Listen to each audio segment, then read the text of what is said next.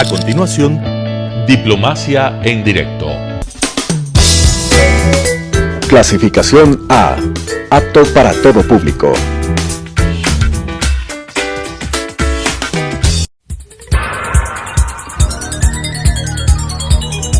Las opiniones vertidas en este espacio por la producción y dirección del programa son de exclusiva responsabilidad de sus autores y de quienes intervienen en ellos.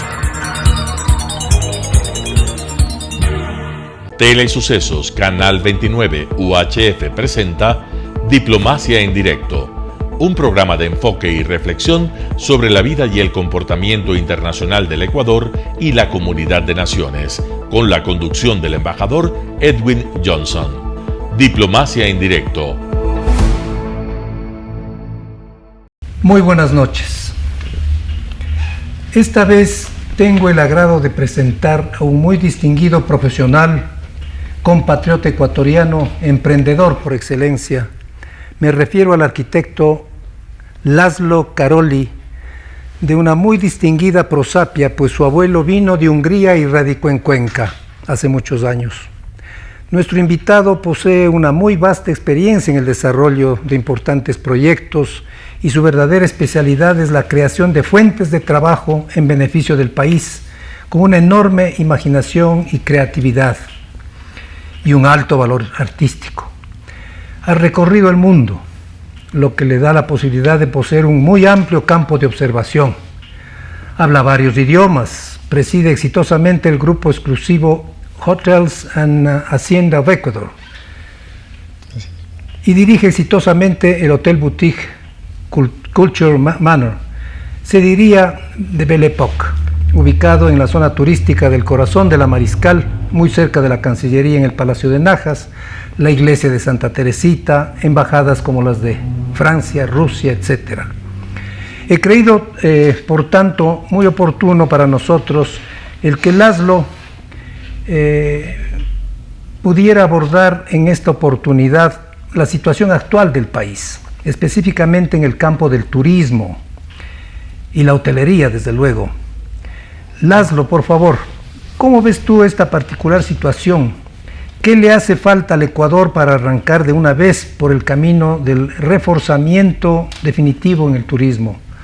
No voy a repetir lo de siempre, pero quiero ser objetivo en mi inquietud, porque vemos que hasta ahora, frente a otros países de la región y con menos que ofrecer, no llegamos en el Ecuador a despegar debidamente con el turismo. Vemos que se crece en la construcción de nuevos hoteles, inclusive maravillosos, y desde luego con grandes inversiones, pero que no responden a la realidad en la cantidad de turistas que cada vez es menor. Laszlo, por favor, bienvenido y el micrófono es tuyo. Adelante. Edwin, muchísimas gracias. Un saludo a la audiencia. Muy acertada la intervención, Edwin. Nuevos hoteles aparecen por todo sitio, inversiones importantes y desgraciadamente generan la percepción de que el turismo está bien, pero es todo lo contrario. Lo que ocurre, para hablar desde ese punto hacia atrás, es que esos hoteles pertenecen a grupos empresariales. Estos grupos tienen, por ejemplo, una estructura de mercadeo que asiste a todas las ferias, hacen las visitas puerta a puerta, hacen toda una campaña internacional. Captan sus turistas, los traen a sus hoteles, los llevan a sus barcos en Galápagos, los distribuyen por los negocios afiliados a esos grupos empresariales y obviamente generan la percepción de la ciudadanía de que el turismo está bien. También en ese sentido puedo decir que Galápagos en realidad es el principal problema que tiene la industria, porque genera igual una percepción de que las cosas están bien. La capacidad de carga del Parque Nacional es de alrededor de 250,000 turistas en el año.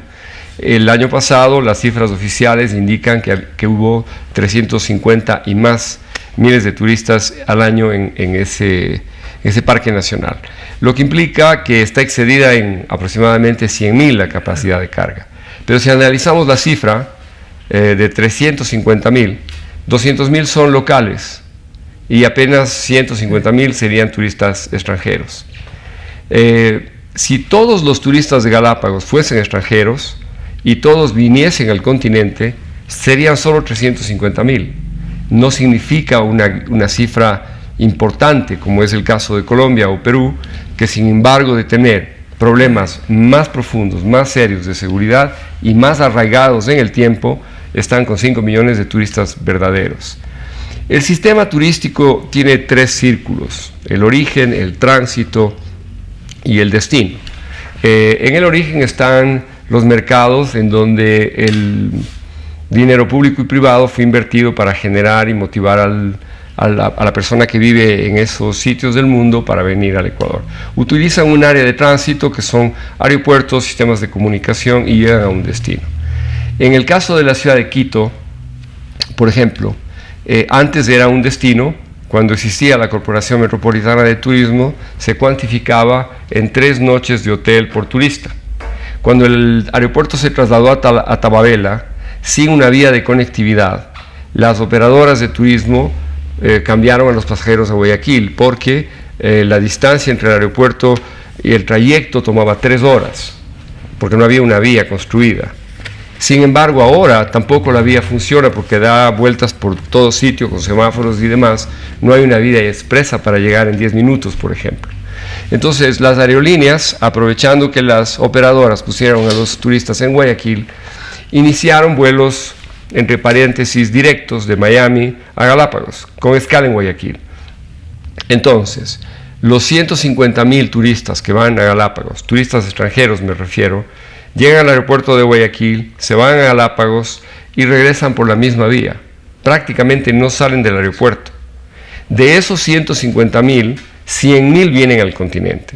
Entonces Galápagos genera al continente 100,000 turistas al año, nada más, y el continente genera a Galápagos 200,000 turistas locales, que son los que generan prácticamente todos los problemas que tiene el archipiélago. En mi opinión personal, sugiero que el Parque Nacional cobre la misma tasa de $200 a todos los visitantes. No se incluye en esta tasa, por supuesto, a los residentes, quienes, como hemos vivido y trabajado en Galápagos, fuimos guías y demás, guías naturalistas, estamos considerados como residentes. Pero las demás personas, las que no lo son, sean personas del Ecuador o de la región o extranjeros de otros países, obviamente deberían pagar la misma tasa para que no exista un proceso discriminatorio. Y así se genere un fondo que recupere las áreas que están en riesgo en Galápagos.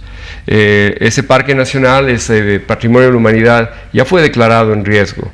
Y creo que hoy en día podemos decir que el sector turístico, el sistema turístico, la cadena de valor, todo lo que esto implica está en riesgo. Porque no podemos hacer mucho con el número limitado de pasajeros o de turistas que recibe el sistema turístico anualmente en el Ecuador. Las estadísticas que se han presentado desde, digamos, estamentos oficiales, están mal tabuladas. ¿Y por qué digo esto? Porque están incluidos, digamos, viajeros de Colombia, de Perú, de Venezuela, de Haití, e incluso de China.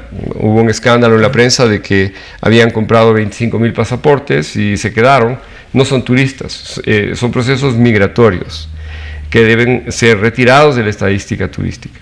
Si analizamos esa estadística, la Corporación Metropolitana de Turismo, que sí hizo una planificación estratégica sostenible y logró éxito en el periodo de Paco Moncayo, subió de 350,000 a 780,000 turistas, y de ahí no hemos pasado.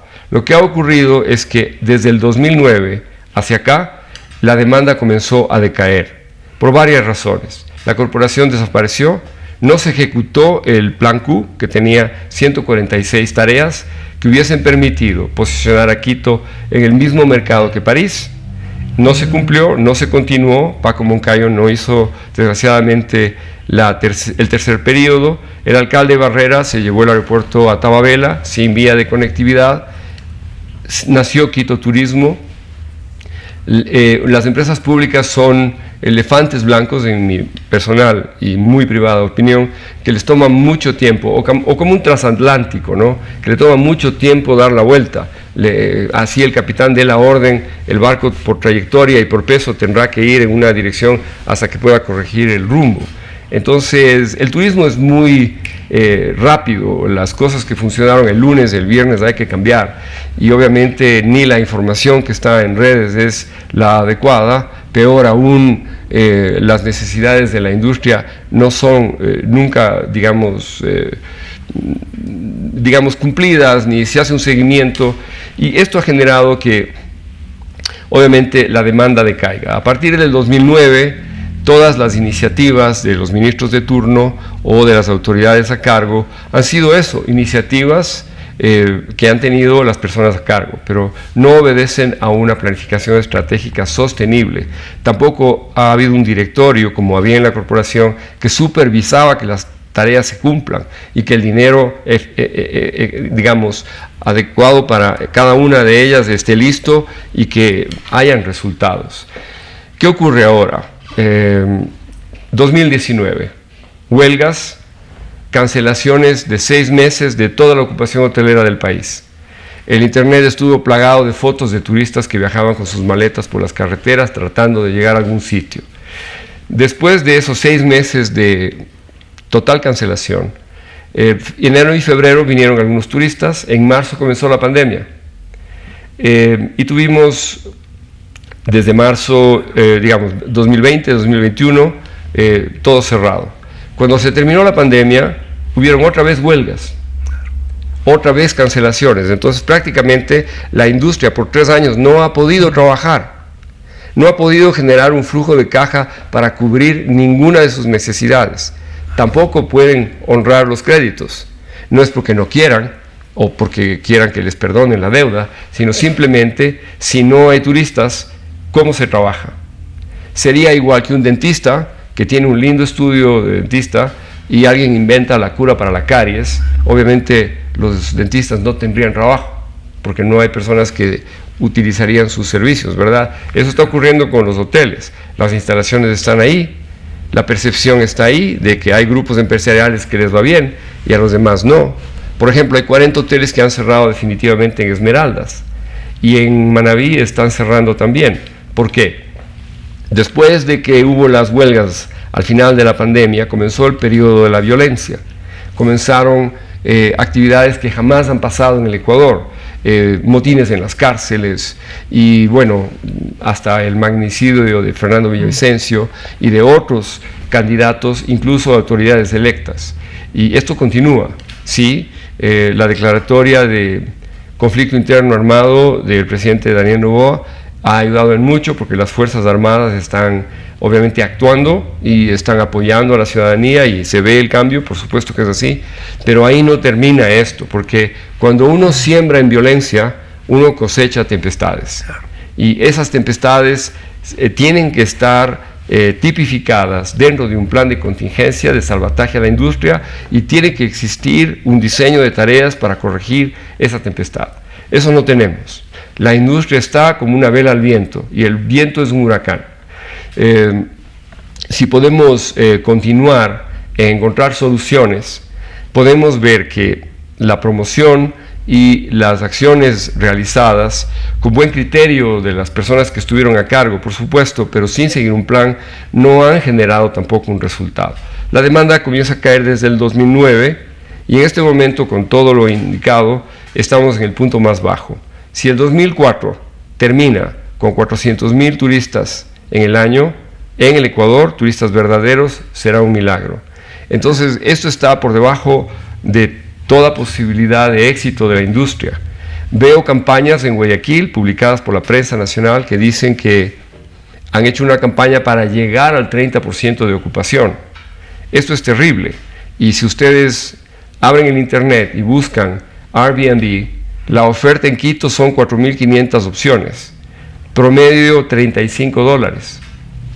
Si usted calcula los costos operacionales de un hotel para que una habitación esté perfectamente lista para recibir a un turista verdadero, el costo, pagando los impuestos, sueldos y demás, de acuerdo a lo que manda la ley, son $47 por noche. Entonces, un Airbnb está subvencionando y está haciendo un dumping de precios que tiene que ser regulado por los municipios de acuerdo al reglamento publicado. Pero los municipios no están ejecutando la ley de inquilinato. Existen departamentos de inquilinato y obviamente de catastro que no tienen ni un solo contrato registrado. Entonces es nuevamente una vela al viento. Las soluciones de Colombia y de Perú para que esto no ocurra y para que se blinde el destino es permitir que Hollywood nos dé haciendo el trabajo. Si recordamos, Edwin, por ejemplo, Indiana Jones, la calavera de cristal, que se iba a filmar en Egipto y la trasladaron al Cusco. El resultado fue enorme. El destino Perú creció y se posicionó en otro nivel, llegando a más de 4,5 millones. Acaban de hacer Transformers, de la saga Transformers, aun cuando les parezca una película que no tiene cultura ni todo lo que quisiéramos tener de una película, es una película de Hollywood, de una saga, de una franquicia de cine. Ha generado un aumento de los fans de ese tipo de película de más de 500,000 personas. Colombia, sin embargo, de los problemas que tiene, de la edad de la violencia que viene desde Gaitán a Galán, a Escobar y hasta nuestros días, se ha blindado, ¿no? Todas las películas, Fox Studios tiene producción de cine en Colombia, se han hecho más de 100 películas sobre el tema precisamente de los narcos y del narcotráfico y de la subcultura que está de ese alrededor, y se ha, digamos, vuelto un tema lírico, y Colombia tiene 5,5 millones de turistas al año. Si analizamos estas cifras y vemos los resultados de nuestra promoción, creo que algo tenemos que corregir, y definitivamente si tenemos ya un fondo, ese fondo tiene que suplir y cumplir lo que diga una planificación estratégica concertada con la industria. Y cuando hablo de planificación estratégica sostenible, hablo de una mesa como esta que tiene 4 patas, y esas 4 patas son sólidas, equidistantes, y obviamente la mesa nos permite a todos comer ahí. Tenemos una pata política, que es justamente lo que el gobierno quisiera que ocurra con la industria del turismo. La pata sociocultural, lo que las personas esperan, los habitantes esperan, los actores de la industria esperan que el turismo produzca. La pata ambiental, que es muy importante hoy en día con el calentamiento global y estos temas de la protección de la naturaleza, que están tipificados en la Constitución Nacional del Ecuador, que dice que la naturaleza tiene derechos, tiene que ser un eslabón muy, muy importante. Y la pata económica. ¿Cuánto nos va a rendir esto? Este proyecto turístico que el Ecuador necesita. Y recordemos algo, la dolarización nos salvó, pero la dolarización requiere que llegue circulante al país. Nosotros no podemos imprimir el dinero, hay que comprar ese dinero a los Estados Unidos, ¿verdad? Tiene que ser transportado. Pero si llegasen verdaderamente 2 millones de turistas al año, tendríamos 4,000 millones de dólares invertidos en la economía nacional, que vendrían en los bolsillos de esas personas que trabajaron en otros destinos, en otras economías, y los gastaron aquí en el Ecuador. Esa es mi visión. Qué importante, mi querido Laszlo, todo lo que tú manifiestas, y quizás pues, las autoridades de gobierno, que son las responsables de la promoción y del mejoramiento del turismo, como tú dices, deberían escuchar estas experiencias que son de viva voz de personas como tú que conocen exactamente este campo. Y quisiera también que por favor nos hables de Boutique Culture Manor, que es un lugar precioso que realmente vale la pena conocerlo. Muchas gracias. Sí, muchas gracias.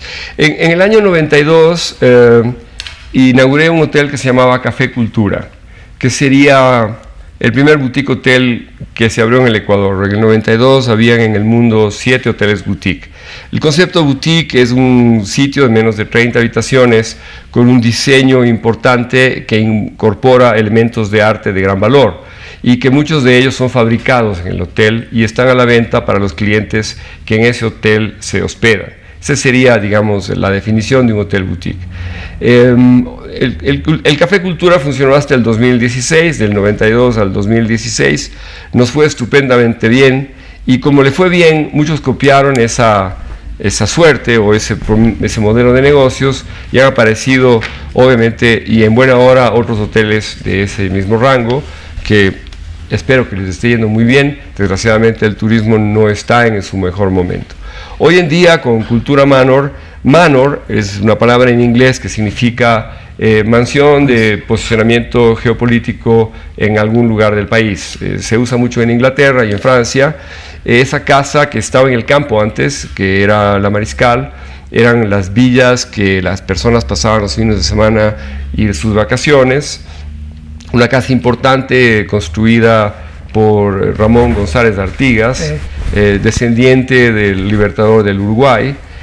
Digamos, fue sede del Club Pichincha, una casa que congregaba a la sociedad, se decidían temas políticos también ahí, era, digamos, del área conservadora de la política.